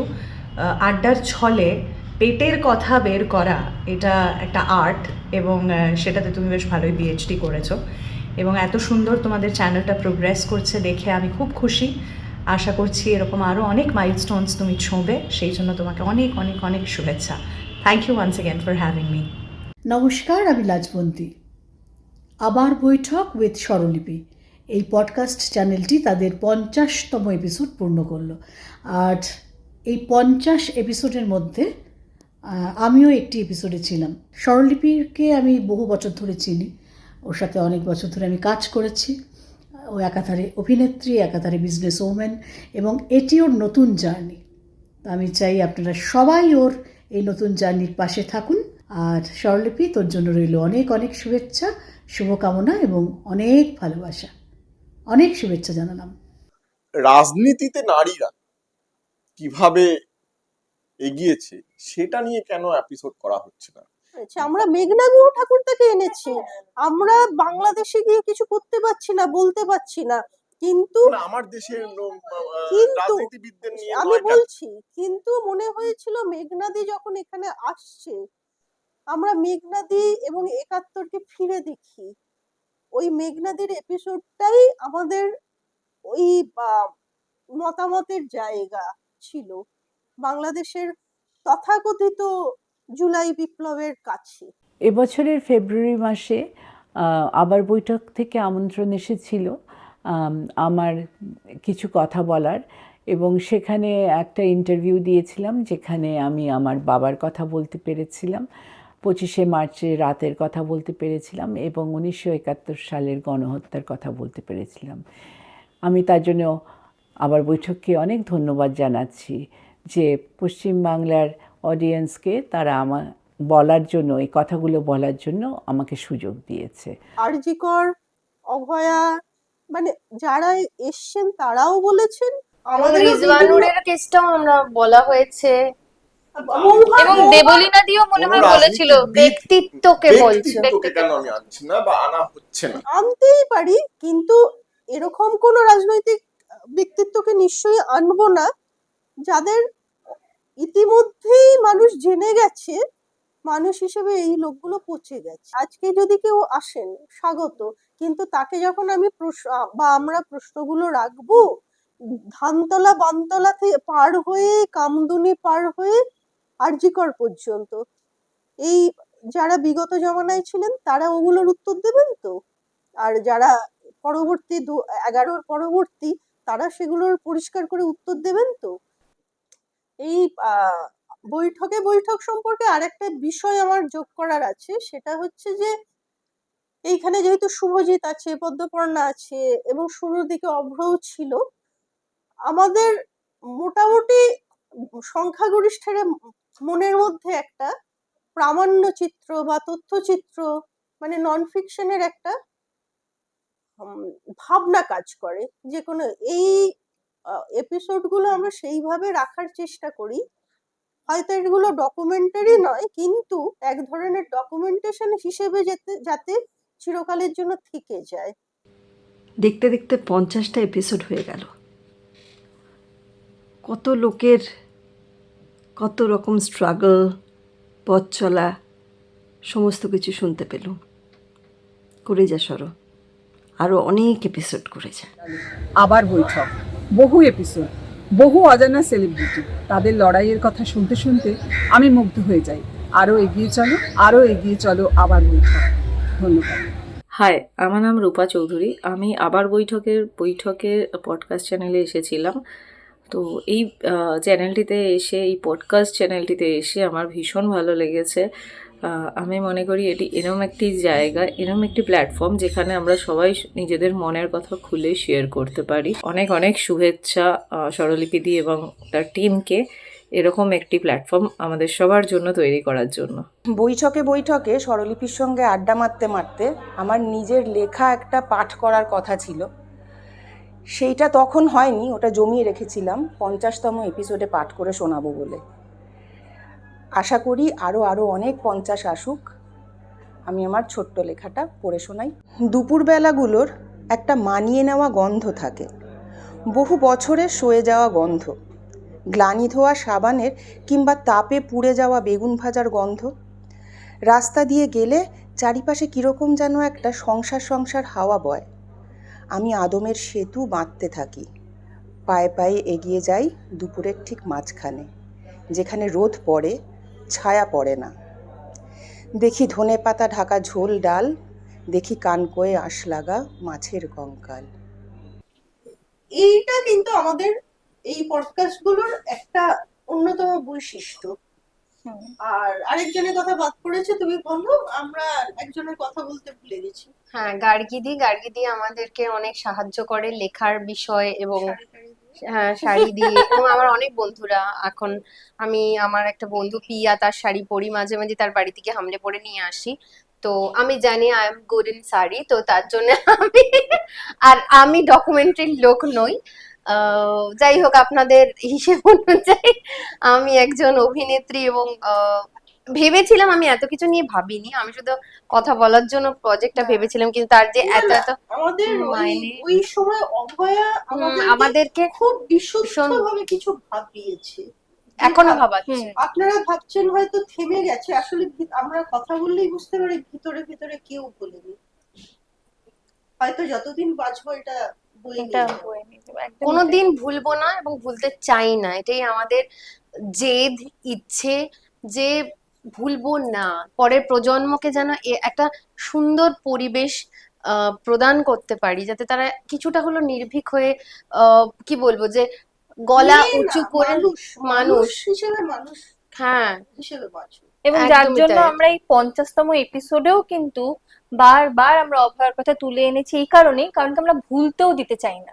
একদম ভুলবো তো নাই এবং ভুলতেও দিতে চাই না, মানে আমরা ভুলতে দেবও না আপনাদেরকে। আপনারাও মনে রাখুন যে এরকম একটা ঘটনা হয়েছে, এটা থেকে যাক আমাদের মনে। এই ঘটনার ডকুমেন্টেড যে আমরা এই কারণে এটা শুরু করেছি। একদমই তাই, বিচার পাইনি, তো ফলে ভুলে গেলে চলবে না। একদমই তাই। কিন্তু আরেকটা জিনিস বলা দরকার, ধন্যবাদ দেওয়া দরকার, যে এই যে আমাদের এই পডকাস্টটা আবার বৈঠক সেটাকে যে এতটা যারা দেখছেন, অনেকটা বড় জায়গা হয়েছে এবং আপনাদের ভালো লাগছে, মাঝে মাঝে আমাকে এসে বলেন, সবাইকে বলেন। তো থ্যাংক ইউ সো মাচ আমাদের যারা পাশে আছেন এবং যারা কমেন্ট করেও পাশে আছেন, তাতে নয় যে আমরা আপনাদের আঘাত করতে চাই না, কিন্তু যারা পাশে আছেন তাদেরকে অসংখ্য ধন্যবাদ। যে খুবই ভালো কমেন্ট, কিন্তু আরেকজনকে না থ্যাংক ইউ বললে হয় না, কিন্তু আমরা থ্যাংক ইউ বলবো না, তার জিনিসটা খেয়ে কেমন খেতে এবং আপনারা খান সেটা দেখাবো। তার জন্য প্লিজ প্রত্যুষা নিয়ে এসো অন্নপূর্ণা স্বাদিষ্ট। ও আরেকটা কথা যেটা আমরা অনেক সময় কমেন্টে দেখতে পাই সেটা হচ্ছে যে কিভাবে আবার বৈঠক যাব একটু বললে ভালো হয়। স্বর্ণলিপি প্লিজ তুমি একটু বলে দাও যে আবার কিভাবে বৈঠক আসবে। এখন একটাই ব্রাঞ্চ, আগে আমার পড়াশোনা রোডেও শুটটা হতো, এখন আমার কাছে আমি একটাই ব্রাঞ্চে আছি, সেটা হচ্ছে যোধপুর পার্ক। যোধপুর পার্কে যেখানে পুজো হয় সেখানেই আবার বৈঠক। এবং আপনারা যদি গেস্টদের নাম্বার চান আমরা দিতে পারবো না, তাই আপনারা প্লিজ তার পেজে গিয়ে তার প্রোফাইলে গিয়ে, তারা সবাই মেসেঞ্জারে কথা বলে, তো আপনারা পাবলিক ফোরাম যারা যেভাবে অ্যাভেলেবল আছে তাদের সাথে কথা বলুন, আপনারা পেয়ে যাবেন। আমি খাচ্ছি ক্রিম রোল ভ্যানিলা ফ্লেভার। আমি তো খুলেই ফেলেছি, ক্রাঞ্চি পাঞ্জাবি তড়কা। সেম, আমি আর সুমিতা দি সেম। আচ্ছা, এরপর আমরা মাটার ঘাস্তি খাবো সবাই মিলে। হ্যাঁ, এবার খেতে খেতে থ্যাংক ইউ জানানো দরকার অন্নপূর্ণাকে এই 50টা এপিসোডে পাশে থাকার জন্য। অসংখ্য ধন্যবাদ আমাদের গেস্টদেরকে এত সুন্দর সুন্দর গিফট হ্যাম্পার দেওয়ার জন্য। ডেজ, প্রতিক্ষণ, লাস্ত্রাদা, সুমিতা দি তাকালোই না, হাটারি গ্রিলস এবং বি বনি, ও স্টোর, সবাইকে অসংখ্য থ্যাংক ইউ, অসংখ্য ধন্যবাদ। সরি। আর আমাকে মাঝে মাঝে 3 মিউজেস থেকে শাড়ি দেওয়া, সাজ থেকে শাড়ি দেওয়া হয়েছে, সেগুলো আমি পরেছি, তো তাদেরকেও অসংখ্য ধন্যবাদ।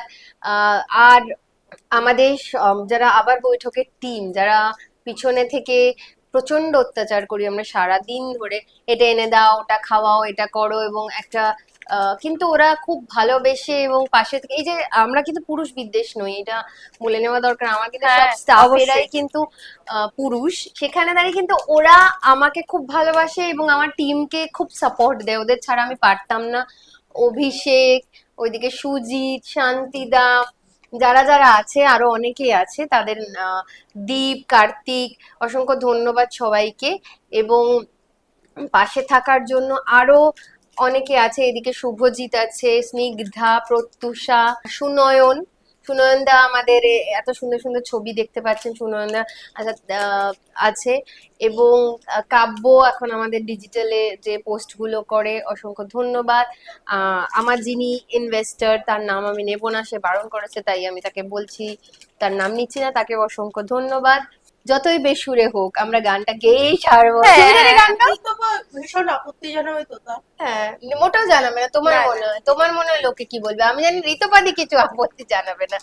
এবং যে দশভুজা নয় সে, ভুল তো তারও হয়, তারও জীবন জুড়ে আছে হাজারো পরাজয়। মানে এই যে কথাগুলো, প্রত্যেকটা মেয়ের মধ্যে হার জিত আছে, প্রত্যেকটা মেয়েরই ভুল, প্রত্যেকটা মানুষের ভুল হয়। তো এই যে প্রত্যেকটা দিন, প্রত্যেকটা মুহূর্তে ভুল করে ঠিক শেখার যে ইচ্ছে অদম্য, সেটা নিয়েই আবার বৈঠক। তাই গল্প জুড়ে তার শুরু হলো আবার বৈঠকে বৈঠক।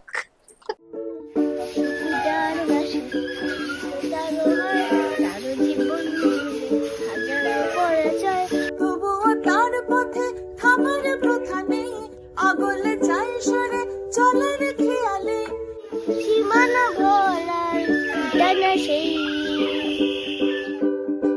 কপালে লেখা দেখা কিছু নেই, আছে যা তাকে বলে ধক। কপালে লেখা দেখা কিছু নেই, আছে যা তাকে বলে ধক। গল্প